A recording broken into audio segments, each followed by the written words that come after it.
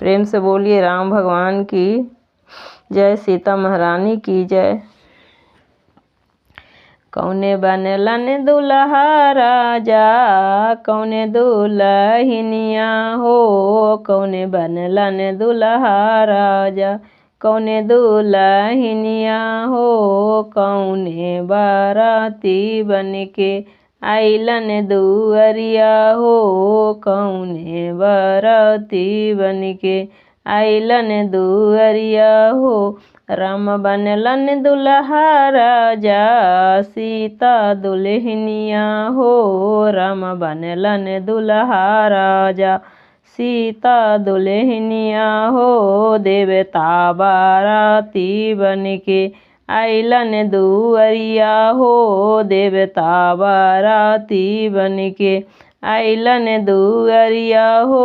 कहवा से दुल्हा अइलन, कहाँ से दुल्हनिया हो, कहवा से दुल्हा अइलन, कहाँ से दुल्हनिया हो, कहवा से दुल्हा अइलन, कहवा से दुल्हनिया हो। कौने लोग पावन भैले कैसन सगुनिया हो, कौने लोग पावन भैले कैसन सगुनिया हो।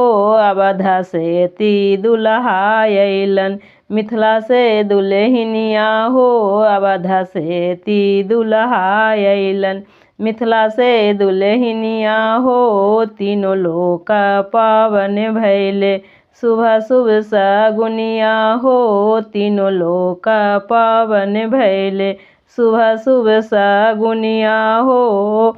सब लोग देखल अइलन दुल्हा दुल्हनिया हो, के रे दुल्हा के परिछे, के रे दुल्हनिया हो, के रे दुल्हा के परिछे, के रे दुल्हनिया हो।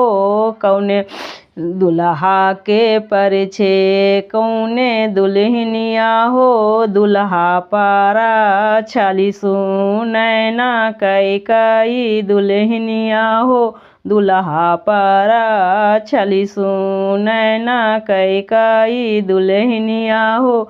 सब लोग देखन अइलन दुल्हा दुल्हनिया हो, सब लोग देखन अइलन दुल्हा दुल्हनिया हो।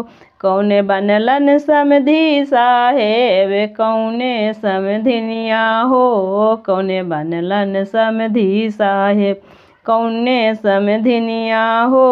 कौने लोग मंगल गावे, कौने नाचनिया हो, कौने लोग मंगल गावे, कौने नाचनिया हो। दोनों राजा समधी बनलन, रानी समधिनिया हो, दोनों राजा समधी बनलन, रानी समधिनिया हो। सखी सब मंगल गावे, पारी सब नाचनिया हो, सखी सब मंगल गावे, पारी सब नाचनिया हो।